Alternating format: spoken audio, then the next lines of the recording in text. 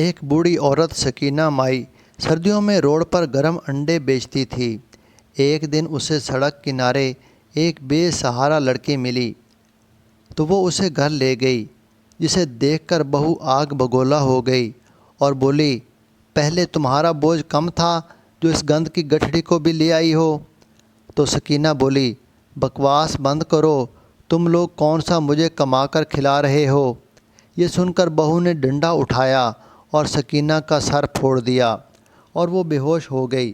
جب شوہر آیا تو بہو نے لڑکی کو چارپائی سے باندھ دیا اور بولی، اس نے اماں کو مارا ہے۔ وہ لڑکی کون تھی اور سکینہ مائی اس کو اپنے گھر کیوں لے آئی؟ جب حقیقت سے پردہ اٹھا تو سب حیران رہ گئے۔ آپ سے گزارش ہے کہ اس ویڈیو کو آخر تک ضرور دیکھیں۔ پیارے دوستو، اس وقت سردی میں سکینہ اسٹیشن پر کھڑی اپنے ابلے ہوئے انڈوں کی ٹوکری پکڑے ہر رکنے والی ٹرین کی ایک ایک کھڑکی کے پاس جا کر انڈے خریدنے کے لیے لوگوں کو کہہ رہی تھی۔ کئی لوگوں نے انڈے خریدے، یہاں تک کہ اسٹیشن پر اپنی مطلوبہ ٹرین کا انتظار کرنے والے مسافر بھی اس سے انڈے خرید رہے تھے۔ اس سخت سردی میں بھی اس نے بس ایک ہی پھٹی پرانی چادر پہن رکھی تھی۔ 55 اور 60 کے لگ بھگ عمر تھی، لیکن غریبی کی ایسی حالت تھی کہ اسے اس وقت سردی میں بھی کسب معاش کے لیے باہر نکلنا پڑتا تھا۔ دن کی نکلی کبھی اسے رات ہو جاتی تھی، کبھی بسوں کے اڈے پر، کبھی اسٹیشن پر وہ ابلے ہوئے انڈے بیچتی تھی۔ جب گھر پہنچتی تو بہو کھانا کھا کر اپنے بچوں کو کمروں میں لے کر کمبل اور رضائی میں گھسی ہوتی تھی۔ بیٹا بھی سو چکا ہوتا تھا۔ گھر کے دروازے کی ایک چابی سکینہ کے پاس تھی۔ چابی سے دروازہ کھول کر وہ اندر آئی تو ایک گہری سانس کھینچ لی۔ پورا صحن سناٹے میں ڈوبا ہوا تھا، ہر طرف خاموشی کا راج تھا۔ سکینہ نے خالی انڈوں کی ٹوکری ایک طرف رکھ لی۔ آتے ہوئے وہ کچے انڈے ساتھ لے کر آئی تھی۔ اسے ایک طرف رکھا باورچی خانے میں دیکھا تو دوپہر کی سوکھی روٹی پڑی تھی، سالن تھا ہی نہیں۔ اس نے ٹوکری میں دیکھا تو 2 انڈے بچے ہوئے تھے۔ پیاز کاٹا، ہری مرچیں کاٹیں، ٹماٹر کاٹ کے مسالہ بنایا اور ابلے ہوئے انڈوں کو ٹکڑوں میں کاٹ کر تھوڑا سا سالن بنا لیا۔ سوکھی روٹی سے کھا کر گزر بسر کیا اور اللہ کا شکر ادا کیا اور اپنے کمرے میں چلی گئی، جہاں پھٹی پرانی رضائی رکھی ہوئی تھی۔ وہ جانتی تھی کہ کمرے کی صفائی تک کسی نے نہیں کی ہوگی۔ جب بیٹا ہی غیروں کی طرح بن جائے تو پھر انسان بہو سے کیا توقع رکھ سکتا ہے؟ سکینہ نے اپنا کمرہ صاف کرنا شروع کیا۔ بوڑھی ہڈیوں میں اب جان نہیں تھی، لیکن اتنی گندگی میں سونا بھی ممکن نہیں تھا۔ تھوڑی بہت کمرے کی صفائی کرنے کے بعد وہ اپنے بستر پر لیٹ گئی اور خدا کا شکر ادا کیا۔ اگلے دن صبح سویرے سکینہ کی آنکھیں کھل گئیں تو کھانستے ہوئے اٹھی۔ طبیعت بھی ٹھیک نہیں تھی۔ انڈے بڑے دیچکے میں ڈالے اور چولہے میں آگ جلانے کے بعد دیچکا چولہے پر چڑھایا اور اپنے لیے چھوٹے چولہے پر چائے بنانی شروع کی۔ چائے کے 2-3 گھونٹ پینے کے بعد تب تک انڈے ابل چکے تھے۔ انہیں ٹوکروں میں ڈال کر وہ صبح سویرے ہی گھر سے نکل گئی تھی۔ یہ اس کا روز کا معمول تھا، جس سے شاید وہ تھکنے لگی تھی، مگر پھر بھی زندگی کی گاڑی کا پہیہ چلانے کے لیے یہ کام کرنا بہت زیادہ ضروری تھا۔ مختلف اسٹیشنوں اور بس کے اڈوں پر انڈے بیچنے کے بعد کچھ دیر سستانے کے لیے بیٹھی تو اس کی نظر ایک لڑکی پر پڑی۔ وہ کافی بے حال لگ رہی تھی، حال بہت خراب تھا۔ شکل سے وہ کمزور لگ رہی تھی۔ لڑکی کی شکل بہت پیاری تھی۔ اس کے سر پر ہاتھ پھیرا، کہنے لگی، کیا بات ہے بیٹی، تم کسی مصیبت میں ہو؟ بہت مجبور لگ رہی ہو۔ لڑکی کی آنکھوں میں فوراً ہی آنسو آ گئے۔ کہنے لگی، اماں جی، میں بے سہارا ہوں۔ ماں باپ مجھے دنیا کی بے رحم لہروں کے حوالے کر کے خود ہمیشہ کی نیند سو گئے ہیں۔ کوئی بھی در ایسا نہیں ہے جہاں مجھے پناہ مل جائے۔ چاروں طرف دشمنی ہے، سمجھ نہیں آتی کہاں جاؤں۔ دنیا میں کوئی بھی میرا نہیں ہے۔ لڑکی کی باتیں سن کر سکینہ کو بہت ترس آیا۔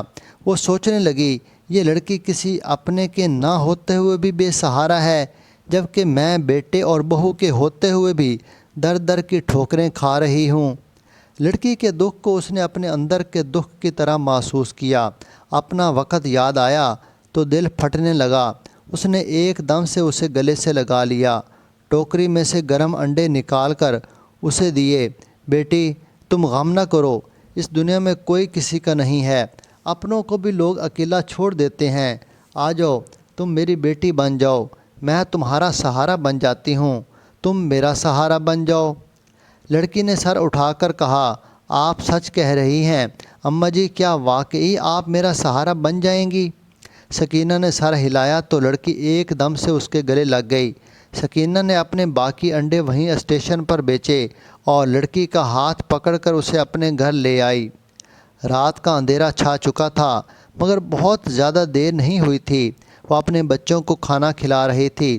سکینہ نے اس لڑکی کو سیدھا اپنے کمرے میں لے جا کر چارپائی پر بٹھایا اور لڑکی غور سے ارد گرد کا جائزہ لینے لگی۔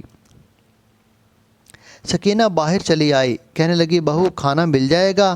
آج بہت زیادہ تھک گئی ہوں، اتنی ہمت نہیں ہے کہ خود کھانا بنا سکوں۔ تبھی اس نے اسے گھورا اور تڑپ سے کہنے لگی، کھانے کی بات تو تم چھوڑ ہی دو، سدا بھوکی رہتی ہو، یہ بتاؤ کس کو اٹھا کے اپنے گھر میں لے آئی ہو؟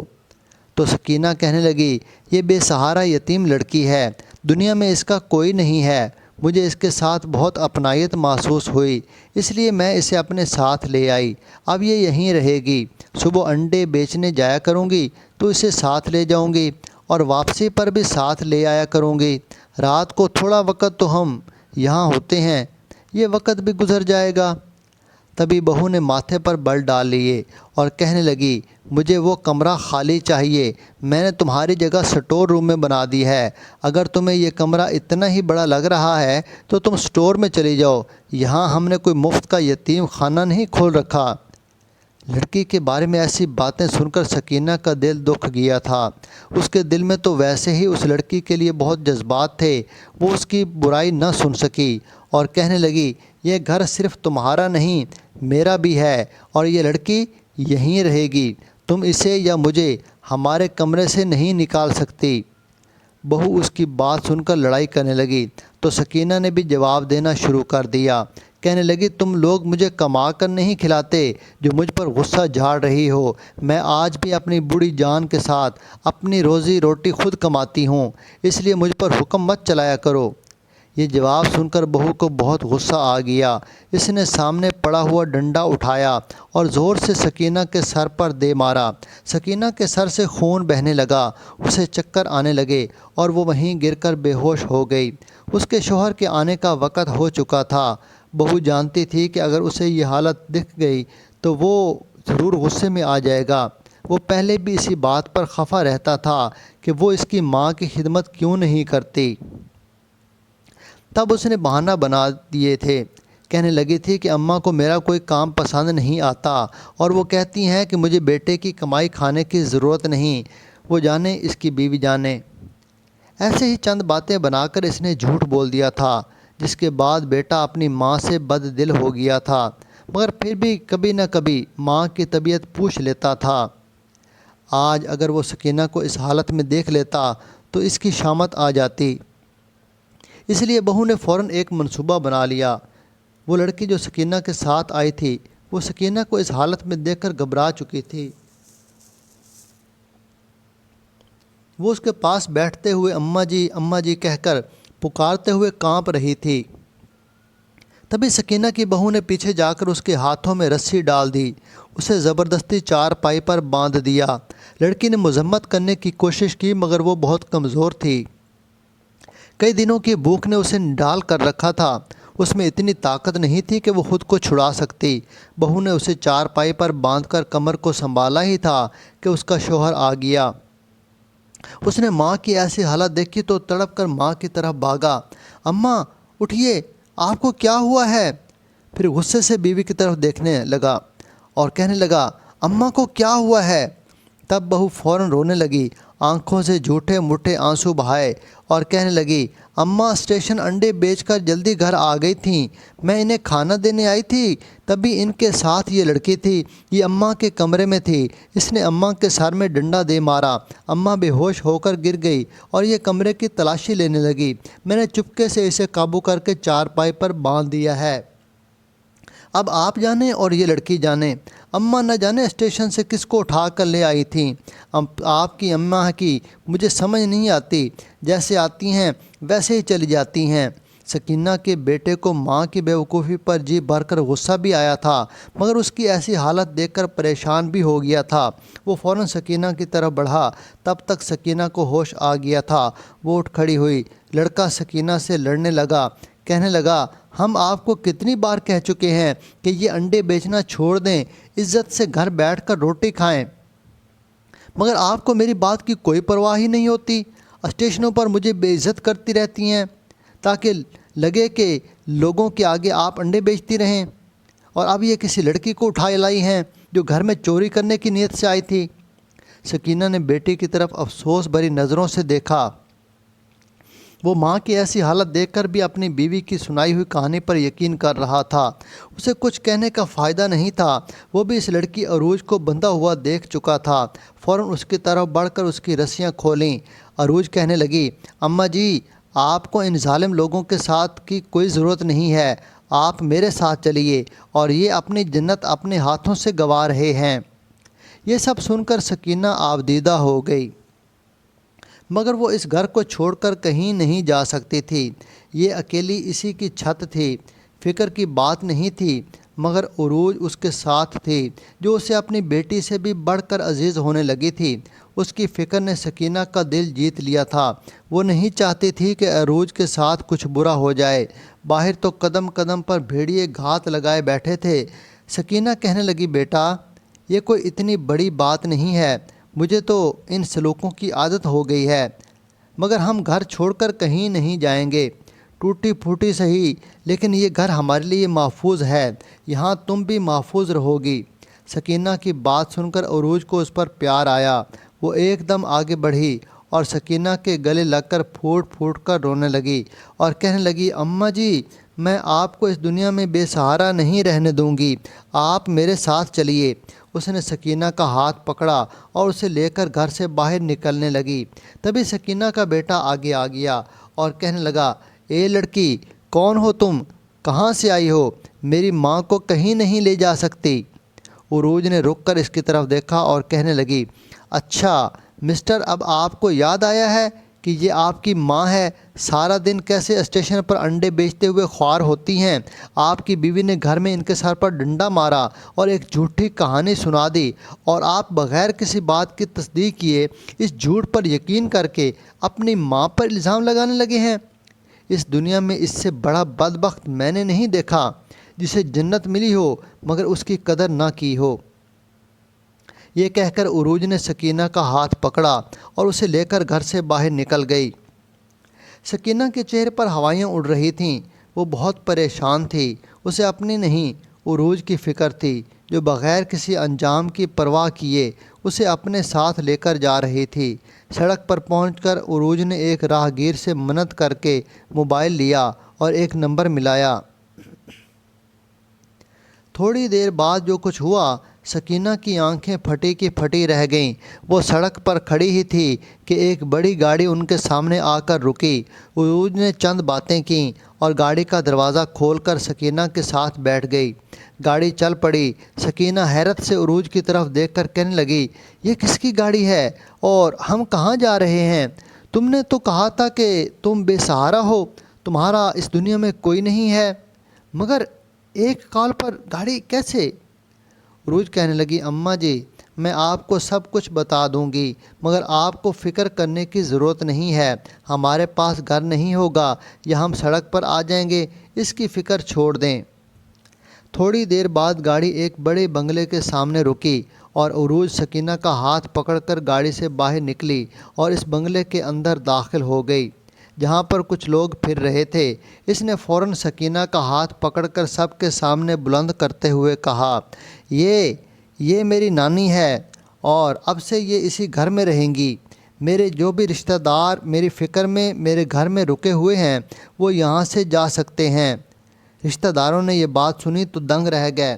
انہیں اپنے کانوں پر یقین نہیں آ رہا تھا کہ عروج جانے کہاں سے اپنی نانی کو لے آئی ہیں، مگر سب خوف زدہ ہو گئے اور ایک ہی لمحے میں گھر خالی کر دیا۔ سکینہ حیرت سے یہ سارے مناظر دیکھ رہی تھی، بار بار پلک جھپکاتی۔ اسے لگ رہا تھا کہ وہ خود ایک خواب دیکھ رہی ہے۔ اس سے رہا نہ گیا تو آخر کار پوچھ بیٹھی، کہنے لگی، بیٹی یہ سب کیا ہے؟ کیوں مجھے حیران کرنے پر تلی ہوئی ہو؟ تم کون ہو؟ عروج نے سکینہ کا ہاتھ پکڑا اور اسے صوفے پر بٹھا دیا، ملازمہ کو ٹھنڈا پانی اور اچھا سا کھانا لانے کو کہا اور خود سکینہ کو اپنی کہانی سنانے لگی۔